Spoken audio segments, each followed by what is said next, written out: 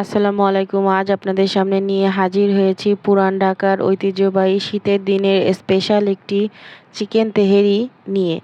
আজ আমি এই চিকেন তেহেরির রেসিপিটাই আপনাদের সঙ্গে শেয়ার করব। এই চিকেন তেহেরির রেসিপিটার সঙ্গে কিন্তু এখানে হাতে মাখা যে সালাডটা হয় ওইটাই কিন্তু এখানে সার্ভ করে। দেখুন আমি কিন্তু এখানে ওইটাই সার্ভ করেছি। এটার সঙ্গে কিন্তু সুন্দর একটা স্মেল আসে সরিষার তেলে। চলুন আমরা কথা না বলে রান্নার প্রসেসে চলে যাই। দেখুন আমি এখানে 1.5 কেজি পরিমাণ মুরগির মাংস নিয়েছি। আমি এখানে রেগুলার কাট করে নিয়েছি। তেহেরির জন্য কিন্তু ছোট মাংস লাগে, আমি একটু বড় করেই নিয়েছি। দেখুন আমি এখানে নিয়েছি মূল উপকরণ আলু। এখানে আমি 1/2 কেজি ছোট ছোট আলু টুকরো নিয়েছি, কি পরিষ্কার করে রেখেছি। দেখুন দিয়ে দিয়েছি চুলাতে কড়াই।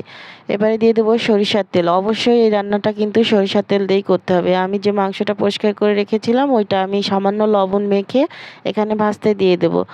অবশ্যই লবণ মেখে ভাজতে দিবেন, হলুদটা দিবেন না, হলুদটা অ্যাভয়েড করবেন। এটা কিন্তু ভেজে নিতে হবে। মাংসটা ভেজে নিলে কি হবে, আপনারা অনেক সময় চিকেন তেহেরি বিরিয়ানি রান্না করি মাংস ভাজি না। মাংস যদি ভেজে না নেন তাহলে কিন্তু কি হয়, মাংসটা রান্না করার সময় ভেঙে যায়, গলে যায়। আপনি যদি একটু ভেজে লাল লাল করে নেন তা এক্ষেত্রে কিন্তু আপনার এই মাংসটা আর ভাঙবে না, গলবেও না, একদম সুন্দর টুকরা থাকবে। আর বাচ্চারাও খেতে এটা পছন্দ করে, কিন্তু ভেঙে গেলে গলে গেলে এটা মানুষকে খেতেও দেওয়া যায় না, বাচ্চারাও পছন্দ করে না। আমি একটু ভেজে নিচ্ছি। দেখুন আমার কিন্তু এটা ভাজা হয়ে গেছে, দেখুন একদম লাল লাল হয়ে গেছে। এবারে আমি এখানে আস্তে আস্তে করে মশলাপাতিগুলো অ্যাড করে দেব। দেখুন আমি এখানে পেঁয়াজ কুচি দিয়ে দিয়েছি। আমি একটু পেঁয়াজ কুচিটা কমই দিয়েছি কারণ পেঁয়াজের পেস্ট দেবো, এই কারণে। দিয়ে দেবো আদার পেস্ট 1 চামচ উঁচু করে, দিয়ে দেবো রসুনের পেস্ট 1 চামচ উঁচু করে, দিয়ে দেবো পেঁয়াজের পেস্ট 1 চামচ উঁচু করে। এগুলো দিয়ে আমি এই মাংসটার সঙ্গে ভালো করে নেড়েচেড়ে মিশিয়ে নিব। এখানে কিন্তু মশলাগুলো একভাবে অ্যাড করতে হবে আর বারবার করে মিলিয়ে মিশিয়ে নিতে হবে। একবারে সব কিছু দেওয়া যাবে না। দিয়ে দেবো ছোট যে আলুগুলো রেখেছিলাম, আমি কিন্তু এখানে 1/2 কেজি আলু নিয়েছি, একদম ছোট সাইজের, এটাই কিন্তু দিতে হবে, এর থেকে বড় দেওয়া যাবে না। দিয়ে দেবো স্বাদ অনুযায়ী লবণ। আমি যেহেতু মাংসটা লবণ দিয়ে ভেজেছি সেই অনুযায়ী আমি লবণটা দিয়ে দিয়েছি। দিয়ে দেবো ধনিয়া গুঁড়া, সামান্য একটু মরিচের গুঁড়া। আপনারা যদি চান লাল মরিচটা অ্যাভয়েড করতে শুধু কাঁচা মরিচ দিয়ে রান্না করবেন সেটাও কিন্তু হবে। দেখুন আমি আবারও মিশিয়ে নিয়েছি। এবার দিয়ে দেবো টক দই। আমার টক দইটা এখানে ডিপ ফ্রিজে ছিল, আমি সেটাই দিয়েছি, আপনারা নর্মালটাও দিতে পারেন। আমি আবারও মিলিয়ে মিশিয়ে নিচ্ছি। এভাবেই কিন্তু বারবার করে মশলাগুলো ব্যবহার করতে হবে আর একবার করে নেড়ে দিতে হবে। এতে কিন্তু খাবারের টেস্টটা খুব ভালো আসে। রান্না সবই একই রকম, কিন্তু মশলাপাতিটা যদি একটু এদিক ওদিক করে দেন এতে কিন্তু খেতে খুবই ভালো লাগে। দেখুন আমি এখানে দিয়ে দিচ্ছি তেহেরি মশলা। আমি এটা দোকান থেকে কিনে নিয়েছি, প্যাকেটজাতকরণ মশলা। এটা কিন্তু সব দোকানে পাওয়া যায়, আপনারা যে কোনো শপের থেকে কিন্তু এটা কিনে নিতে পারবেন। আমি এখানে 2 টেবিল চামচ ব্যবহার করেছি। এটা দিয়ে আমি আবারও নেড়ে দিব। এভাবে একদিন রান্না করে দেখবেন, দেখবেন কতটা খেতে ভালো লাগে আর সবাই কতটা খুশি হয়। দেখুন আমি একটু ঢাকনা দিয়ে ঢেকে রেখেছিলাম, এখানে অনেকটা পরিমাণে পানি উঠে এসেছে। এই পানিটা আমি সুন্দর করে কষিয়ে নিব মাংস এবং আলুর সঙ্গে। আমি এখানে দিয়ে দেব কিছু কাঁচামরিচ। এই কাঁচামরিচটা কিন্তু সুন্দর একটা ফ্লেভার আনবে। দেখুন আমি এখানে 8-10টি কাঁচামরিচ দিয়ে দিয়েছি। দিয়ে দেবো আমি পরিমাণ মতো পানি। আলু এবং মাংসটা যাতে খুব সুন্দর করে সেদ্ধ হয়ে যায় এই জন্য আমি পরিমাণ অনুযায়ী পানি দিয়ে দিয়েছি। এবার আমি এটাকে রান্নাতে বসিয়ে দেবো যতক্ষণ এর পানিটা শুকিয়ে যাচ্ছে ততক্ষণ পর্যন্ত। দেখুন এই যে পানিটা শুকিয়ে গেছে, একদমই কোনো রকম কোনো পানি নেই, নিচ থেকে একদম তেল ভেসে উঠেছে। এ পর্যায়ে আমি এটাকে একটা সাইড করে রেখে দিব। এই দেখুন আমার এই তরকারির আলুটা কিন্তু একদম সেদ্ধ হয়ে গেছে। দেখুন যেহেতু নতুন আলু, আমি পাশে একটা সাইডে রেখে দিচ্ছি, দিয়ে আমি অন্য প্রসেসে চলে যাব। দেখুন আমি একটা পাতিল বসিয়ে দিয়েছি বড় সাইজে, দিয়ে দেবো সরিষার তেল।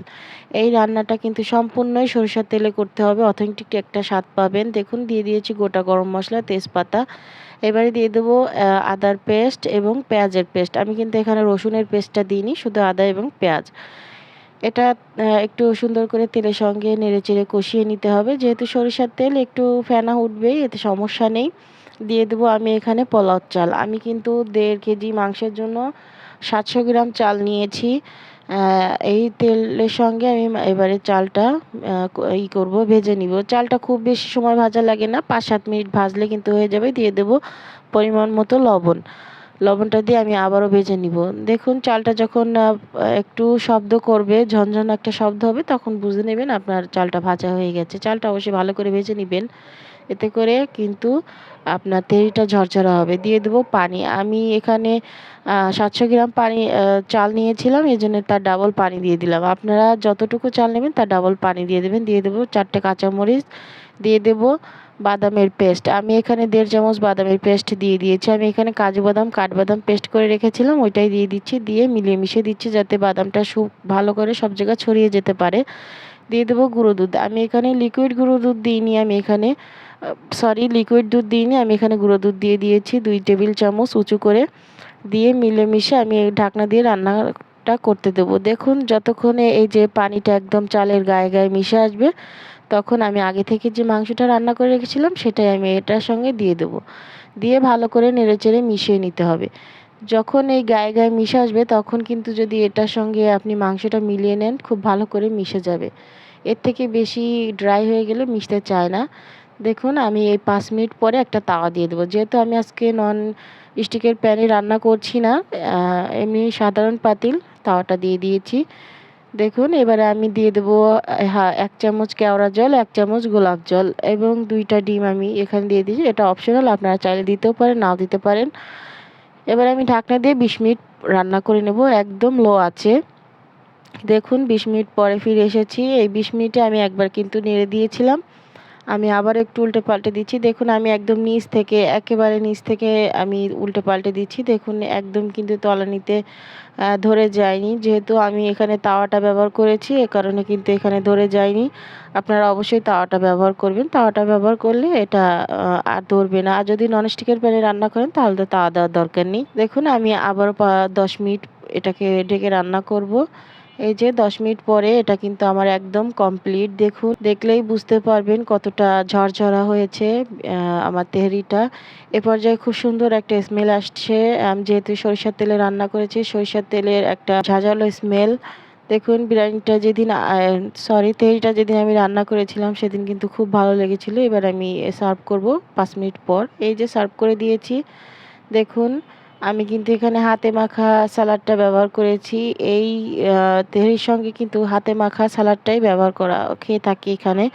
দেখুন একটা ঝরঝরা তেহেরি, সুন্দর একটা মাখো মাখো একটা তেহেরি এবং খুব সুন্দর একটা সরিষার তেলের স্মেল। এই রেসিপিটা যদি আপনাদের কাছে ভালো লেগে থাকে অবশ্যই আমাকে কমেন্টের মাধ্যমে জানাবেন এবং আমার চ্যানেলটি লাইক কমেন্ট শেয়ার করবেন এবং আমার চ্যানেলটি সাবস্ক্রাইব করে রাখবেন। অবশ্যই আপনাদের কাছে ভালো লাগবে। যদি ভালো লেগে থাকে তাহলে বাসায় একদিন ট্রাই করে দেখবেন। আসসালামু আলাইকুম।